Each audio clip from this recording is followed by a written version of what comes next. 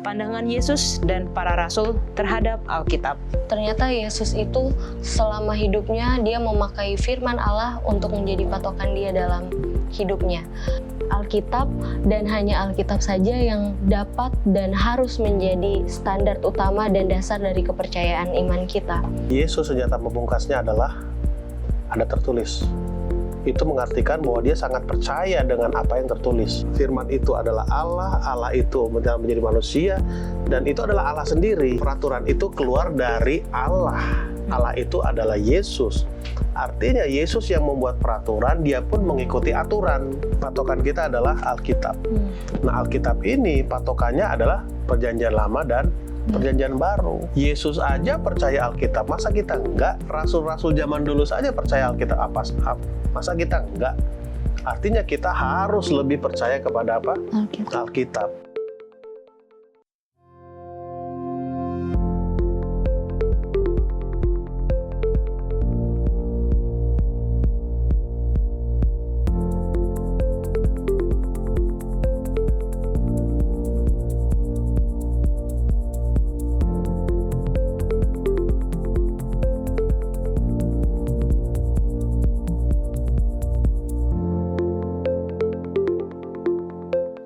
Shalom sahabat muda Hope Channel Indonesia di mana saja Anda berada. Kita bertemu kembali dalam program Diskusi Sekolah Sabat.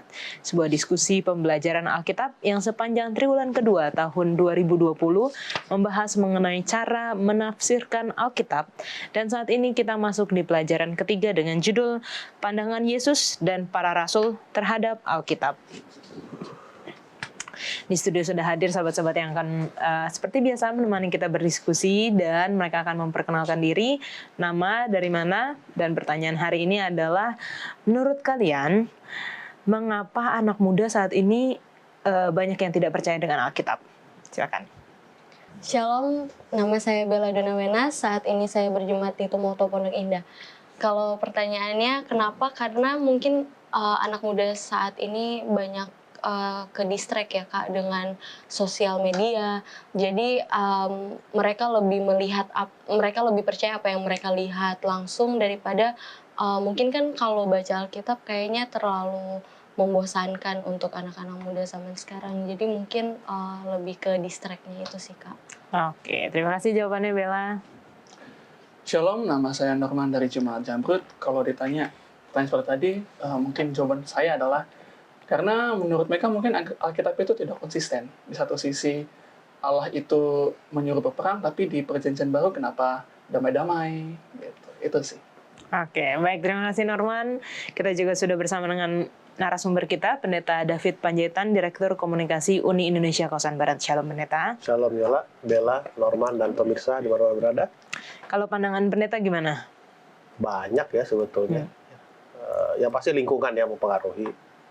Lingkungan mempengaruhi budaya, cara berpikir, dan sebagainya. Biasanya orang muda sekarang kan mereka lebih percaya dengan fakta dan logika ya. Lalu faktanya langsung gitu. Kalau kita bicara Alkitab kan faith itu kan ada proses untuk mengerti dan lain sebagainya. Oke, baik, terima kasih Pak Pendeta. Kita akan mulai diskusi kita, dan untuk ayat inti dan doa akan dibawakan oleh Bella. Ya. Ayat inti kita terdapat di dalam Matius 4 ayat 4. Tetapi Yesus menjawab, ada tertulis manusia hidup bukan dari roti saja, tetapi dari setiap firman yang keluar dari mulut Allah. Kita berdoa. Tuhan, terima kasih banyak untuk penyertaan-Mu pada kami sampai saat ini. Saat ini kami akan memulaikan diskusi sekolah sahabat kami. Kiranya Tuhan mau menyertai sepanjang diskusi kami, agar itu bisa berjalan dengan baik. Dan bagi pemirsa yang menyaksikan, biarlah Tuhan memimpin agar mereka dapat mengerti apa yang kami diskusikan. Terima kasih banyak Tuhan, inilah menjadi doa kami dalam nama Tuhan Yesus. Amin. Amin. Kalau pelajaran pekan lalu kita sudah belajar bahwa Alkitab itu harus diterima dengan iman ya. Nah, untuk saat ini, kalau kita melihat kondisi zaman sekarang, terutama untuk anak-anak muda, seperti tadi yang Bella dan Norman sudah katakan, bahwa banyak yang tidak lagi mencintai firman Tuhan. Kalau di Mazmur 1 itu dikatakan merenungkan firman itu siang dan malam. Tidak lagi mencintai, tidak lagi excited gitu untuk baca maupun mempelajari firman Tuhan Alkitab ini. Sangat disayangkan di zaman postmodern ini Alkitab secara meluas ditafsirkan melalui cara pandang filsafat yang mempertanyakan wewenang dan pengilhamannya. Faktanya, Alkitab dipandang hanya sebagai gagasan manusia yang hidup dalam suasana budaya primitif yang tidak mungkin memahami dunia sebagaimana yang kita miliki sekarang. Banyak juga anak-anak muda yang bilang, wah Alkitab mah udah nggak up to date, udah nggak bisa, ya udah nggak relevan lagi untuk zaman kita sekarang, nggak usah lah dipelajarin lagi. Atau bahkan ada yang saya hanya mau perjanjian baru aja. Perjanjian lama itu udah dipalangkan di kayu salib ketika Yesus mati, jadi udah nggak perlu lagi. Saya hanya baca dan hanya pelajari, hanya percaya dengan perjanjian baru saja. Namun demikian, kita sepenuhnya menolak sikap seperti itu. Sebaliknya, kita melihat dalam perjanjian baru cara yang diinspirasikan dalam memandang keseluruhan Alkitab dengan mempelajari bagaimana Yesus dan para rasul memahami perjanjian lama, satu-satunya Alkitab yang mereka miliki saat itu. Bagaimana mereka berhubungan dengan orang-orang, tempat-tempat, dan peristiwa yang diceritakan, apa asumsi dan metode penafsiran mereka selanjutnya. Kita akan mengikuti mereka dan pengertian mereka yang kontras dengan kesalahpahaman orang-orang yang tidak diilhami, yang anggapannya hanya menuntun pada skeptisisme dan keraguan akan firman Tuhan. Jadi pelajaran pekan ini kita akan melihat bagaimana pandangan Yesus dan para rasul terhadap Alkitab dan apa yang kita bisa pelajari dari mereka. Jangan kemana-mana, kita akan kembali lagi setelah yang satu ini.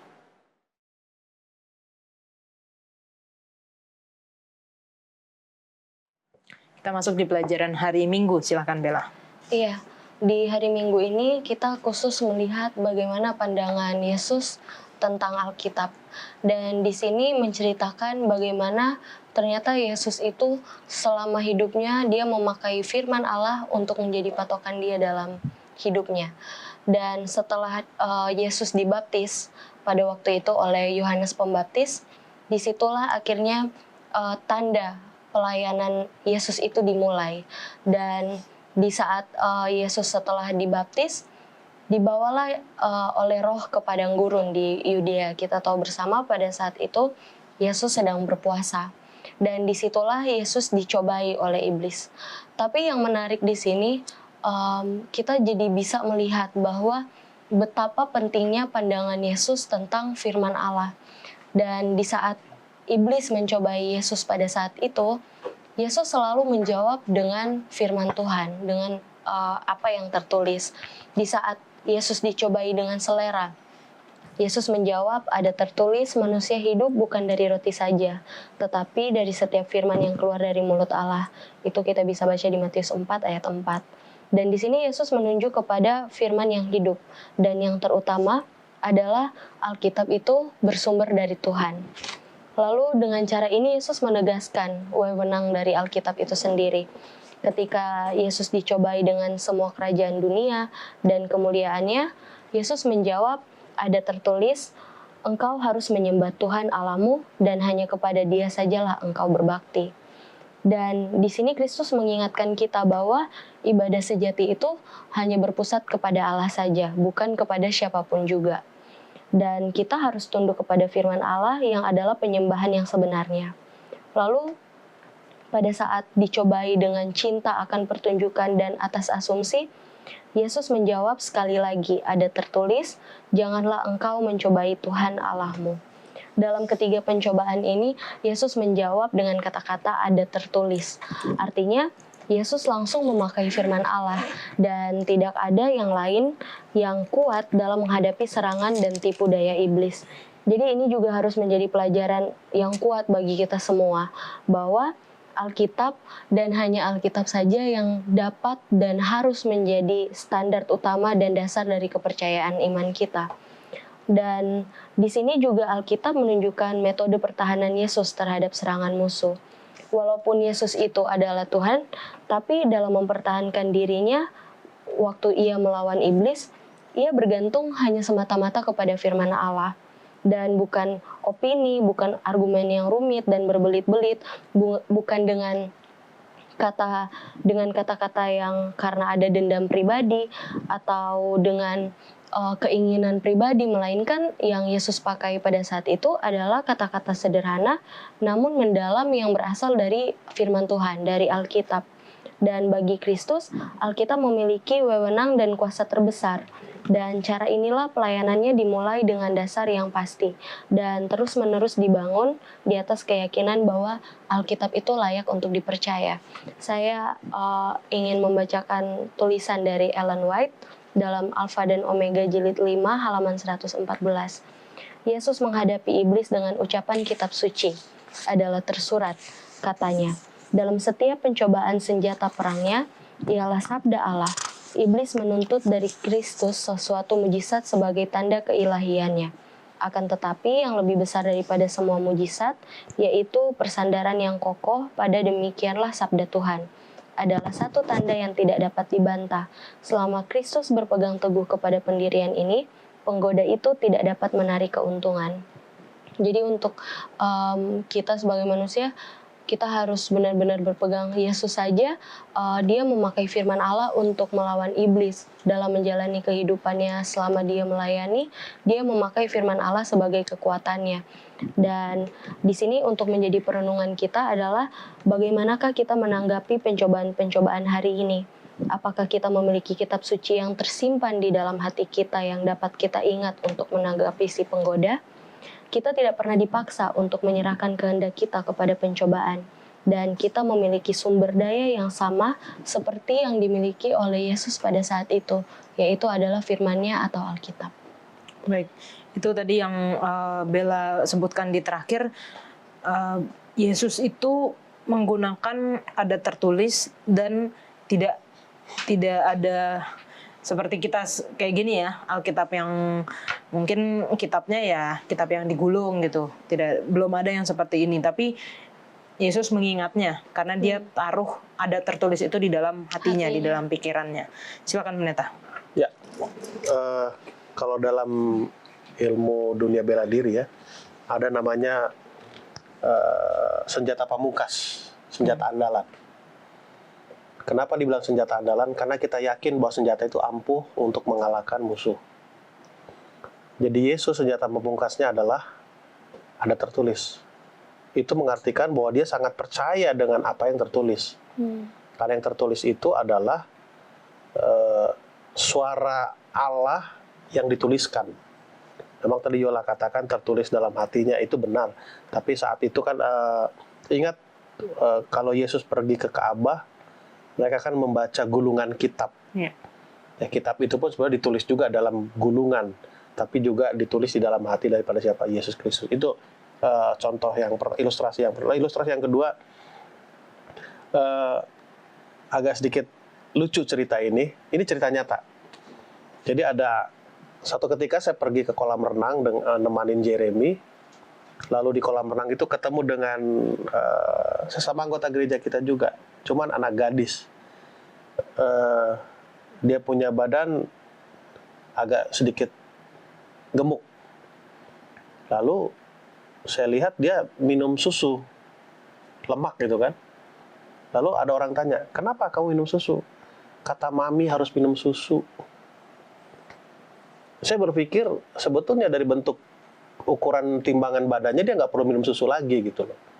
Tapi karena dia yakin betul kata maminya harus minum susu, dia minum. Sehingga itu membuktikan bahwa dia begitu yakin dengan apa yang dikatakan oleh orang tuanya. Contoh yang lain juga, kata dokter nggak boleh. Kita sangat percaya dengan siapa? Dengan dokter. Nanti kita lanjutkan, Yola. Oke, baik. Terima kasih Pendeta. Jadi mana-mana kita lanjutkan setelah yang satu ini.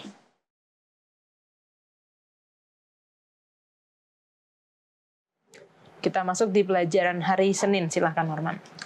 Pelajaran hari Senin, Yesus dan Hukum. Pelajaran hari Senin ini mengingatkan saya akan beberapa kali orang Farisi, orang Saduki mencoba Yesus dengan istilahnya cocok logi.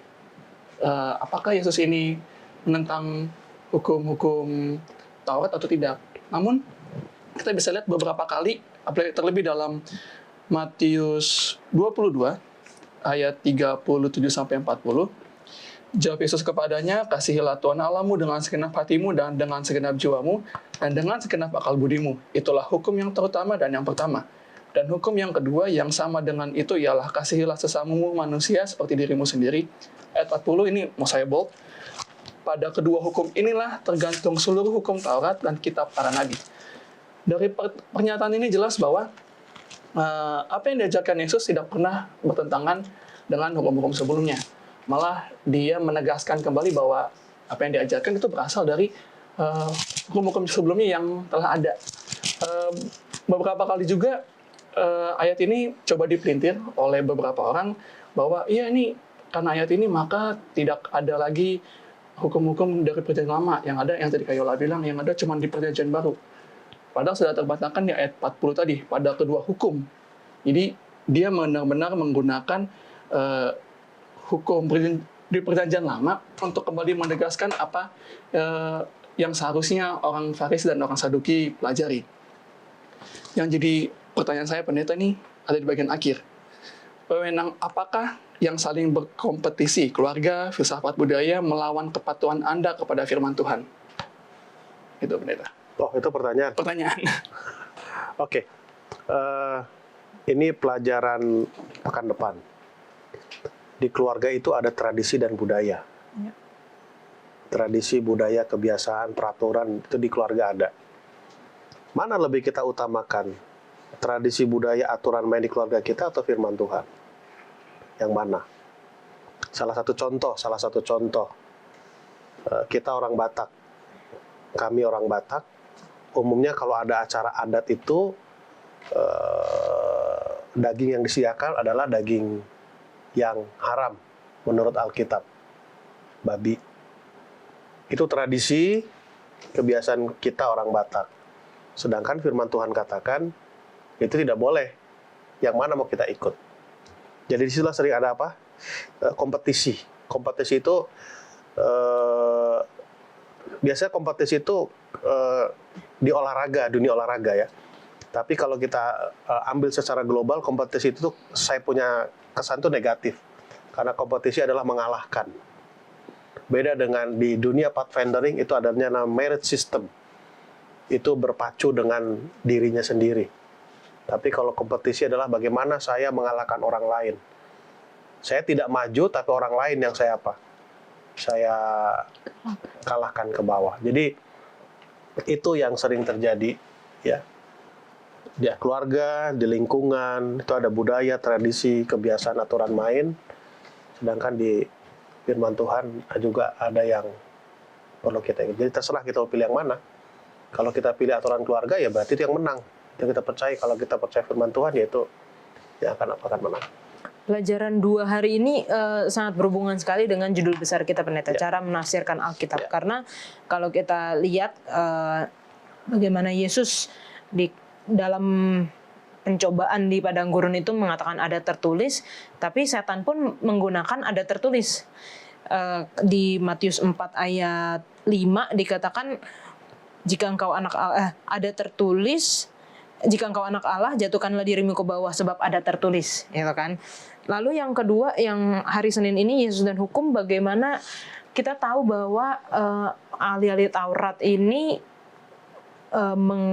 istilahnya mengagungkan hukum di atas segalanya gitu. Jadi Yesus datang untuk memberikan pengertian yang baru, memberikan istilahnya tafsiran yang baru gitu tentang sebenarnya hukum ini apa gitu. Jadi bagaimana kita tidak terjebak dengan baik kita menggunakan ada tertulis seperti yang setan lakukan juga, atau kita menggunakan hukum atau menafsirkan Alkitab yang sebenarnya salah. Oke. Dari pelajaran Minggu dan Senin, saya lihat ada korelasi yang sangat menarik. Korelasi menariknya gini, Yesus saja mengandalkan apa yang tertulis. Itu pertama. Lalu yang kedua, Yesus juga mengikuti aturan main. Kalau kita lihat Yohanes pasal 1, bahwa firman itu adalah Allah, Allah itu menjadi manusia, dan itu adalah Allah sendiri. Artinya peraturan itu keluar dari Allah. Allah itu adalah Yesus. Artinya Yesus yang membuat peraturan, dia pun mengikuti aturan. Itu yang pertama. Lalu yang kedua, Yesus tidak pernah memodifikasi aturan. Kalau dalam dunia musik improvisasi. Tapi orang Farisi dan Saduki selalu mengimprovisasi aturan main. Sehingga kalau saya tidak salah ingat ada Taurat, ada Talmud. Ada berapa ratus itu. Ini yang mereka kembangkan. Itu contoh keterangan. Lalu yang berikutnya, seperti kita di Jakarta ini saya tidak perlu sebut kapan dan di mana peristiwanya. Kita di Jakarta ini kan ada aturan genap ganjil.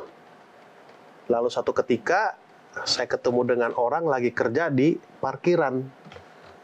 Saya tanya, Pak lagi ngapain? Saya bilang, oh lagi memperbaiki mobil Bapak ini katanya. Siapa Bapak ini? Aparat. Oh, atau apa Bapak kerjain? Ini plat nomornya biar bisa diganti-ganti, genap ganjil. Improvisasi. Jadi persoalan orang Farisi dan Saduki adalah improvisasi. Nah, improvisasi ini sedikit demi sedikit, lambat laun, step by step, semakin jauh dari yang sebenarnya. Yang sebenarnya adalah seperti yang Norman katakan tadi, 1-4 mencintai pencipta kita, 6-10 mencintai sesama kita.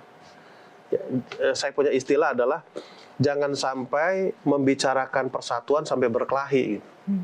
Sering di majelis begitu kan, membicarakan persatuan sampai berantem itu majelis. Membicarakan kegiatan orang muda sampai terbengkalai orang muda. Ngapain kalian? Lagi rapat, ngapain? Membicarakan kegiatan orang muda. Itu anak muda kalau biarin, ya kami lagi rapat. Improvisasi. Jadi persoalan di pelajaran hari Senin adalah Yesus sendiri, Allah itu sendiri yang memberikan aturan, dia mengikuti aturan, tidak mengimprovisasi aturan. Dan jadi persoalan adalah improvisasi apa? Aturan. Baik, terima kasih Pak Pendeta. Kita akan kembali lagi setelah yang satu ini.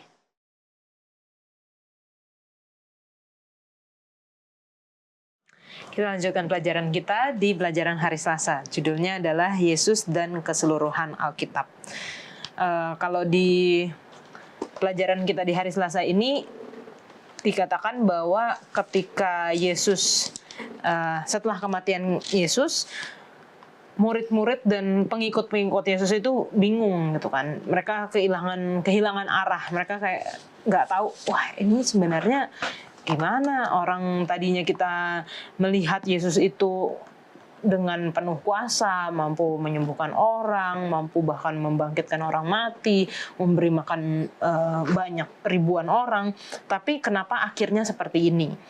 Di Kitab Lukas pasal 24 kita melihat bahwa Yesus menampakkan diri kepada mereka 2 kali. Pertama kepada 2 yang sedang dalam perjalanan menuju Emmaus, dan kemudian kepada orang yang lain. Pada 2 kesempatan terpisah ini, Yesus menjelaskan bagaimana semua nubuatan perjanjian lama telah digenapi. Lalu ia menjelaskan kepada mereka apa yang tertulis tentang dia dalam seluruh kitab suci, mulai dari kitab-kitab Musa dan segala kitab nabi-nabi. Kita temukan di dalam Lukas 24 ayat 27. Jadi setelah Yesus mati, lalu dia bangkit, dia menampakkan diri kepada murid-murid, terutama yang dalam perjalanan ke Emmaus itu, kan tadinya mereka tidak mengenal dia kan, seperti ada yang menutupi mata mereka. Dan ketika belajar bersama dengan Yesus, yang Yesus ajarkan itu adalah kitab-kitab Musa dan kitab nabi-nabi. Karena Yesus tunjukkan semua nubuatan-nubuatan dan terbukalah mata mereka, mereka baru menyadari bahwa itu adalah Yesus. Yesus berkata, inilah perkataanku, bahwa semua yang ada tertulis tentang aku dalam kitab-kitab Musa dan para nabi dan Mazmur harus digenapi. Lalu Yesus membuka pikiran mereka sehingga mereka mengerti kitab suci.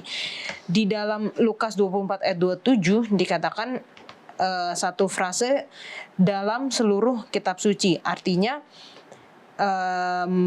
di Lukas 24 ayat 44, kitab Musa dan kitab para nabi dan kitab Mazmur. Jadi kita lihat bahwa Yesus menunjukkan bahwa setelah kematiannya pun Yesus masih merujuk kepada perjanjian lama.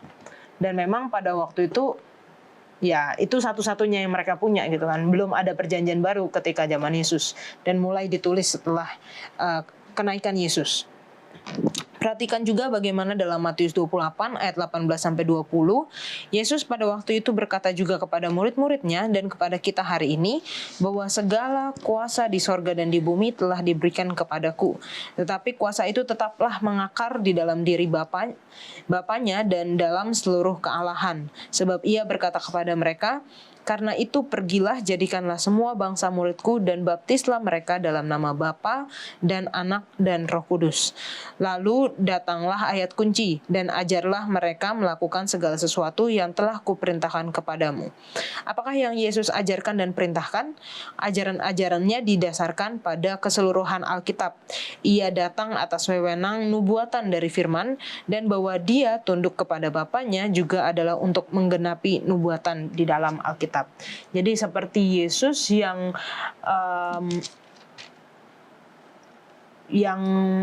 merujuk kepada perjanjian lama, ya kita juga menerima Alkitab itu bukan hanya sebagian-sebagian aja, hanya perjanjian baru aja, tapi kedua hal itu, yaitu perjanjian lama dan perjanjian baru. Seperti halnya Yesus pergi ke rumah ibadat pada hari Sabat, kita pergi beribadah pada hari Sabat juga. Begitu ya kira-kira pendeta. Silakan tambahannya. Ya, tambahannya saya tambah ilustrasi aja ya. Biasa di rumah itu Bapak Ibu ada aturan. Saatnya di rumah ada aturan. Aturan ini biasa sudah dibicarakan antara Bapak dan Ibu. Lalu yang menyampaikan aturan itu ada. Lalu ada juga yang bertugas menjadi, kalau ada yang melanggar aturan, siapa yang menghukum itu ada biasa di keluarga. Dan itu disampaikan kepada anak. Nah, kalau anak keluar rumah, lalu diajak temannya melakukan sesuatu yang dilarang di rumahnya, biasa anak akan berkata seperti ini. Satu, kalau dia dekat dengan mamanya, dia akan katakan, mama bilang nggak boleh. Atau mama bilang boleh. Kalau dia dekat dengan bapaknya, dia akan bilang, bapak bilang nggak boleh. Mama bilang nggak boleh. Bapak bilang nggak boleh. Lalu orang akan bertanya, kalau dia katakan, mama bilang nggak boleh, lalu ditanya, papamu bilang apa? Ya nggak boleh juga. Berarti anak ini percaya kepada bapak dan mamanya. Satu kesatuan yang bisa dipisahkan. Sama seperti ini, Alkitab. Jadi pada waktu Yesus mau meyakinkan murid-muridnya, yang terjadi sekarang itu, sudah dibicarakan dulu loh. Oh itu. Nah, kepada kita sekarang, yang terjadi di perjanjian baru, itu sudah diceritakan di perjanjian lama. Jadi apa yang diceritakan perjanjian lama digenapi perjanjian baru, itu juga akan digenapi nanti. Ingat pekan lalu yang saya bicarakan, secara garis besar itu Alkitab terbagi dua kan? Kedatangan Yesus yang pertama dan kedatangan Yesus yang kedua. Kita tidak mungkin percaya akan kedatangan yang kedua kalau kita tidak percaya kepada kedatangan yang pertama. Itu sederhananya. Nah, Yesus lakukan hal yang sama. Dia tidak pilih-pilih kan, percaya sama ini, yang ini enggak. Nah, kalau anak itu katakan enggak, papa bilang begini, mama bilang begini, itu gampang dipecah itu. Gampang diadu itu anak itu. Gampang dimenangkan oleh sesuatu yang tidak baik. Tapi kalau bilang, mamamu bilang apa? Bilang ini. Papamu, ya sama. Dan bapak bilang itu satu kesatuan yang sangat sangat kuat. Yesus lakukan hal yang sama. Murid-murid juga percaya dengan hal yang sama, apalagi kita. Seharusnya kita lebih beruntung kan, murid hanya 2, perjanjian lama dan kejadian sekarang. Hanya zaman perjalanan mereka ke Emmaus kan. Kita 3, perjanjian lama, perjanjian baru, dan yang terjadi sekarang. Nanti dilanjutkan lagi. Oke, baik, terima kasih Pak Pendeta. Kita akan lanjutkan lagi setelah yang satu ini.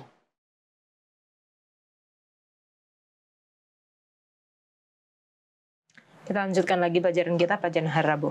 Ya, di hari Rabu ini menceritakan tentang Yesus dan asal mula serta sejarah Alkitab. Jadi tadi kita udah baca bagaimana, kita udah pelajari juga bagaimana Yesus memakai firman Allah untuk patokan dalam imannya pada saat dia hidup di dunia. Begitu juga dengan dia memakai keseluruhan Alkitab sebagai satu kepercayaannya dan tidak memilih-milih. Nah, di sini Yesus juga menyatakan sejarah dari Alkitab itu. Jadi beberapa tokoh Alkitab yang orang-orang yang Yesus sendiri meyakini tentang sejarah mereka. Jadi kadang kan kita kalau berbicara tentang Nuh atau mungkin orang-orang yang ada di Alkitab itu pasti kita mungkin ada sedikit keraguan karena kita merasa ini dongeng atau enggak ya, karena kan anak muda zaman sekarang, kalau balik lagi dari pertanyaan Kak Yola di awal, anak muda yang mereka itu merasa tidak relevan lagi atau ada ya kebanyakan merasa ini benar nggak sih pernah terjadi seperti ini, sudah ada keraguan. Tapi di sini menjelaskan kembali, menekankan kembali kepada kita bahwa Yesus sendiri pun dia yakin dengan sejarah Alkitab yang pernah terjadi.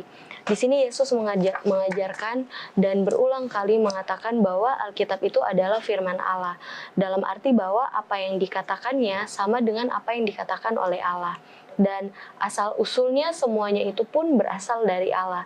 Dan karena itu mengandung wewenang tertinggi dalam setiap aspek kehidupan. Melalui Alkitab Allah bekerja di dalam sejarah untuk menyatakan kehendaknya kepada manusia. Di sini kita bisa melihat ada beberapa ayat-ayat yang Yesus menunjukkan bagaimana dia memahami orang-orang dan peristiwa-peristiwa bersejarah di dalam Alkitab. Seperti di dalam Matius 12 ayat 3 dan 4, di saat Daud dan orang-orang yang mengikutinya kelaparan, Yesus menceritakan kembali kejadian itu. Lalu ada di Markus 10 ayat 6 sampai 8, bagaimana setelah laki-laki dan perempuan bersatu, mereka meninggalkan orang tuanya dan hidup bersama. Lalu ada Lukas 4 di ayat 25 sampai 27 di zaman Elia, Lukas 11 ayat 51 menceritakan tentang Habel dan Zakaria. Lalu Matius 24 ayat 38 menceritakan Nuh pada saat air bah. Jadi di sini Yesus dengan konsisten menganggap orang-orang, tempat-tempat dan peristiwa-peristiwa dalam perjanjian lama sebagai kebenaran sejarah. Dan dia berulang-ulang kali menceritakan apa yang telah terjadi pada saat sebelumnya di perjanjian baru. Jadi Yesus menunjukkan kepada kita bahwa kekuatan sejarah apa yang telah terjadi pada zaman dulu itu benar adanya. Dan di sini ada petunjuk yang jelas bahwa Yesus menunjuk tindakan penghakiman Allah yang besar ini sebagai peristiwa sejarah. Dan di sini Yesus sendiri menyebut orang-orang bersejarah ini sebagai hal yang nyata. Apa yang dikatakan olehnya mengenai kuasa penipuan iblis pada zaman sekarang, kita nggak pernah yakin, sedangkan kita bisa melihat bahwa Yesus saja pada zaman dulu dia melihat kekuatan sejarah itu memang ada, tapi kenapa kita sebagai orang yang mengaku Kristen, kita sendiri tidak percaya akan penipuan iblis. Kalau di sini di sekolah sahabat kita yang terakhir dituliskan bahwa yang banyak orang, bahkan yang mengaku sebagai orang Kristen, sering menyangkal keberadaannya.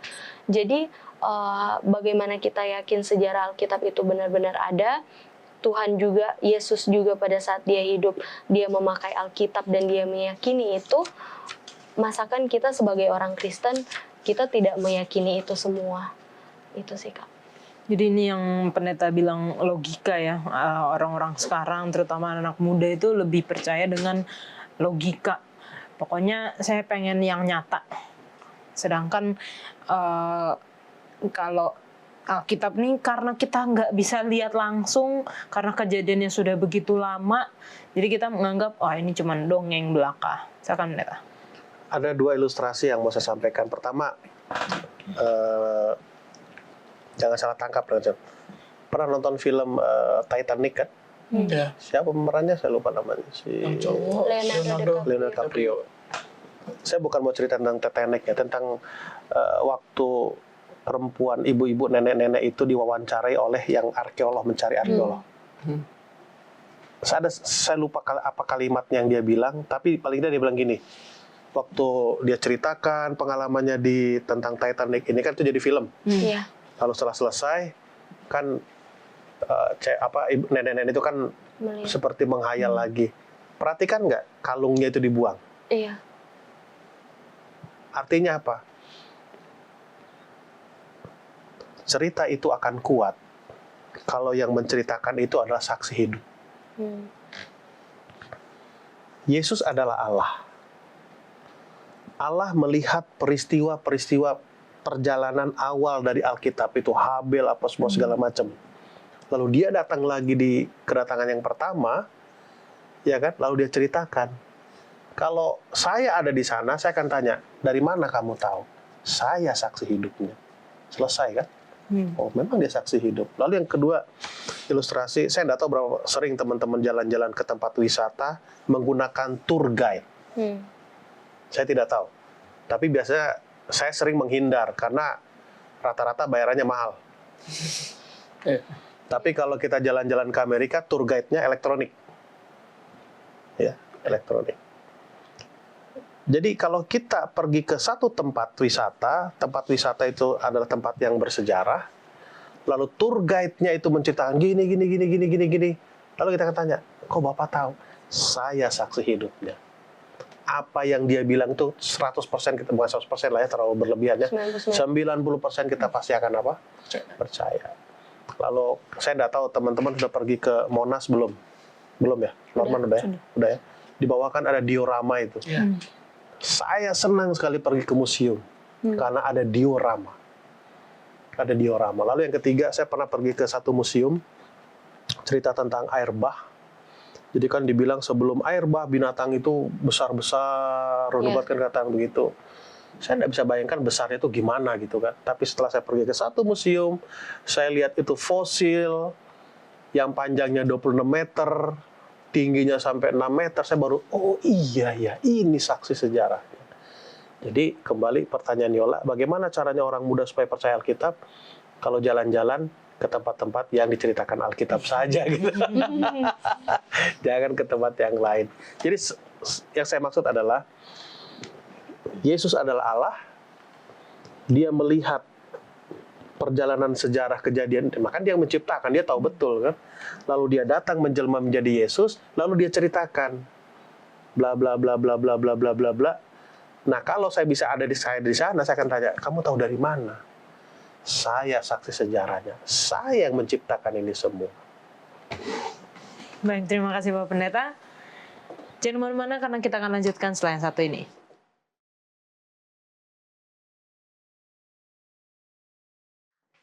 Kita lanjutkan lagi pelajaran kita, silakan Norman. Kita masuk ke hari Kamis, judulnya Para Rasul dan Alkitab. Di pembukaannya aja sudah sudah sangat jelas ditulis bahwa para penulis Perjanjian Baru itu memperlakukan Alkitab dengan cara yang sama seperti yang dilakukan Yesus dalam hal doktrin, etika, penggenapan kenabian, dan Perjanjian Lama itu bagi mereka adalah firman yang berwibawa. Kalau di sini dikasih ayat-ayatnya, kalau kita menilik dari Kisah Para Rasul 4 ayat 24, ini tepat setelah kelepasan dari Petrus dan Yohanes, maka jemaat itu bersukacita. Dan ketika mereka bersukacita, mereka mengutip ayat dari nyanyian Daud, dari Mazmur. Terus dalam Roma 9 ayat 17, di dalam Roma 9 ayat 17 ini, disebutkan bahwa di mana orang mengatakan Tuhan sebagai pokok kalimat, Paulus menggunakan istilah kitab suci. Berkata sebab kitab suci berkata kepada Firaun, yang sebenarnya dapat dinyatakan sebab Allah berfirman kepada Firaun dalam Galatia 3:8, subjek kitab suci dipakai untuk tempat yang seharusnya bagi Allah. Jadi di sini sudah sangat jelas tertera bahwa para rasul pun menggunakan Perjanjian Lama itu menjadi sebuah fondasi bagi mereka ketika mereka menuliskan Perjanjian Baru. Sama yang seperti yang Yesus lakukan ketika Yesus hidup, ketika dia mengajar orang banyak. Yesus kan istilahnya dia menyederhanakan bahasanya agar lebih dipahami oleh orang-orang pada saat itu. Begitu juga dengan para rasul, secara hal doktrin, etika, mereka tetap menggunakan Perjanjian Lama sebagai fondasi mereka, supaya ketika mereka menulis Perjanjian Baru, orang mengerti, oh ternyata ini masih satu satuan dengan Perjanjian Lama dan tidak melanggar hukum itu sendiri. Nah, yang jadi pertanyaannya ini, pendeta, seberapa fatalnya kalau misalnya kita hanya mengutip sebagian dari, atau kita hanya mempelajari sebagian dari kitab suci itu sendiri? Kan itu terdiri dari 2 bagian. Kalau hanya sebagiannya aja, seberapa fatalnya efek bagi kita? seberapa parah ya. Iya. Oke, saya tadi coret-coret di sini. Ada sebutan bagi seorang yang senang baca buku. Anggur tua lebih nikmat dari anggur yang muda. Padahal Alkitab katakan anggur kedua lebih nikmat dari anggur pertama, Yohanes pasal 2 itu kan. Tapi seorang yang suka baca buku, anggur yang tua itu lebih nikmat dari anggur yang lebih muda. Pernah nulis skripsi ya? Iya. Tesis, disertasi. Referensinya buku yang baru atau buku yang lama? Buku yang ya 10 tahun belakangan sih. Yang buku lama kan? Lalu yang buku lama ini referensinya buku yang mana? Lama lagi. Kan gitu kan? Artinya anggur yang tua lebih nikmat dari anggur yang muda. Udah. Referensi kita adalah buku yang lama. Oke. Pada waktu kita nulis skripsi kita akan lengkap kalau referensi buku kita adalah dalam kurun waktu 10 tahun kan. Lama ada, pertengahan ada, lalu yang terbaru juga ada. Artinya biar apa? Biar lengkap. Kalau itu tidak ada, berarti skripsi kita kurang baik kan? Iya. Nah, masalah baik atau tidak skripsi kita waktu kita defense kan ditentukan oleh nilai. Tuh. Nilainya apa? Lalu berapa banyak yang dikoreksi, direvisi istilahnya. Oh ini oke, kamu lulus tapi revisi lagi, hampir setengah. Direvisi. Baik kan lulus tapi direvisi berapa banyak, setengah. Jadi seberapa parahkah itu? Pertanyaannya adalah seberapa memilihnyakah kita mengambil ini? Kalau kita memilihnya tidak lengkap seperti nulis skripsi tadi, tentu lebih banyak revisinya. Bisa dapat yang sama. Jadi alangkah baiknya kalau kita mengambil semua. Jadi kita bisa melihat apa gambarannya. Karena dosen penguji kan gitu juga. Kasusnya apa, menyelesaikannya bagaimana dulu, sekarang, dan apa akan datang, implementasinya apa. Lalu yang kedua, saya ambil dari ilustrasi pendidikan saja. Saya mengamati S1, S2, S3. S1 itu adalah bagaimana kita bekerja berdasarkan teori. Oh, teori orang begini kan gitu. Lalu yang S2, kita mendapatkan teori baru gitu. Oh, gini ya. Nah, teori ini muncul dari apa yang sudah kita kerjakan. Selama sudah kerja sekian. Saya ingat dulu kalau ambil S2 itu minimal kerja 5 tahun udah kerja baru boleh apa? Ambil S2 dulu, saya ingat begitu. Nggak tahu kalau sekarang. Yang saya perhatikan S1 langsung masuk S2, saya perhatikan begitu. Sehingga sekarang orang S1, S2, 3 nggak terlalu penting lagi. Yang penting adalah sertifikasi. Nah, kalau S3 adalah apa yang dia alami, dia hasilkan teori, lalu dia implementasikan. Itu yang saya lihat dari S1, S2 dan S3. Makanya S2 itu adalah master, S3 adalah doktorat. Doktorat itu artinya dia memang expert dalam satu bidang, tidak expert dalam segala bidang. Jadi kembali kepada yang ini, kalau kita masih mau nulis tahap skripsi, ya tadi itu buku yang lama, menengah, dan yang yang terbaru. Terbaru ini juga kita lihat berapa banyak diambil referensi dari buku yang lama. Tetap intinya adalah buku yang buku yang lama. Intinya adalah perjanjian perjanjian lama itu penting. Itu yang bisa saya tanggapi, Norma. Oke, baik, terima kasih Pak Pendeta untuk tambahannya. Jangan mana-mana, kita lanjutkan setelah yang satu ini.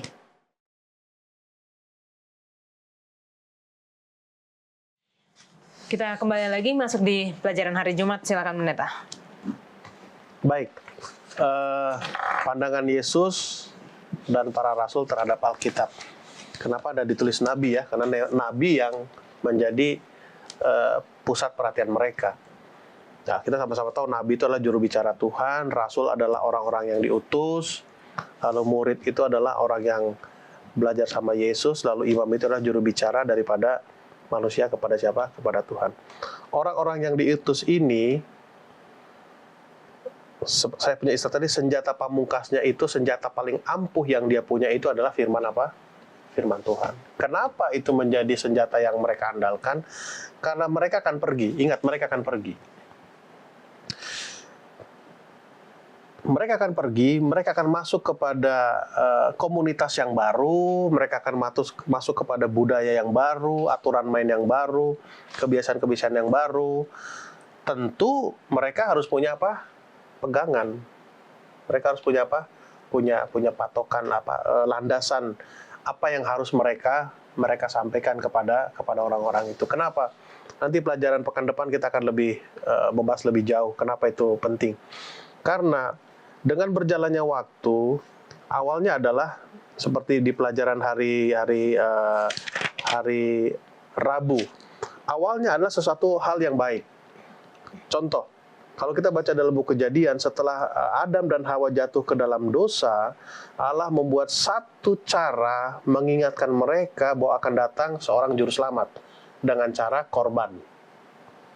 Ya kan, korban, domba, lain sebagainya. Berjalan waktu, Adam dan Hawa punya anak, Kain dan Habel. Habel lakukan yang baik, Kain berimprovisasi, kan? Kain berimprovisasi, seperti yang kita bicara bahwa persoalan orang-orang Farisi dan Saduki adalah improvisasi tentang apa? Hukum. Mengimprovisasi. Habel, kebiasaan Habel yang dilakukan oleh Habel adalah yang baik. Dia mati, jadi tidak terlihat. Yang berkembang adalah improvisasi. Terus improvisasi. Bayangkan berapa tahun improvisasi itu kan. Jadi tidak jelas mana dasarnya. Masuk zaman raja-raja, zaman apa, banyak improvisasi dari apa? Dari bukan hanya raja ya, imam juga melakukan apa, orang Lewi juga melakukan improvisasi dan sebagainya. Nah, inilah yang dihadapi oleh siapa? Rasul-rasul itu. Orang-orang yang diutus. Bisa saja rasul-rasul itu yang 12, yang 70, yang 100 sekian, dan kita juga bisa dikatakan rasul-rasul karena kita juga yang diutus oleh siapa? Oleh Yesus Kristus. Kita juga bisa dikatakan murid Yesus karena kita belajar kepada siapa? Kepada Yesus. Nah, kita akan pergi ke satu komunitas. Kita akan pergi kepada satu kelompok orang yang mempunyai budaya, tradisi, aturan main, dan apa lain sebagainya. Tentu harus ada apa? Patokan. Patokan kita adalah Alkitab. Nah, Alkitab ini patokannya adalah Perjanjian Lama dan Perjanjian Baru. Jadi bahasa orang mudanya adalah Yesus aja percaya Alkitab, masa kita enggak? Nah, itu bahasa istilah kerennya. Rasul-rasul zaman dulu saja percaya Alkitab, masa kita enggak? Artinya kita harus lebih percaya kepada apa? Kepada Alkitab. Mengapa? Rasul-rasul sebagian melihat kehidupan Yesus, melihat bagaimana dia menyembuhkan, membuat mujizat, bahkan membangkitkan Lazarus, menyembuhkan, bahkan melihat bagaimana dia dikubur, disalib, dia dikubur, lalu dia bangkit, naik ke sorga. Mereka saja masih mengandalkan apa? Alkitab. Apalagi kita yang hanya dengar saja, kan? Karena ayat Alkitab berkata, buku Ibrani, karena pendengaran, iman itu akan apa? Akan tumbuh. Dengan kata lain, harusnya kita lebih dengar-dengaran kepada apa? Kepada Alkitab.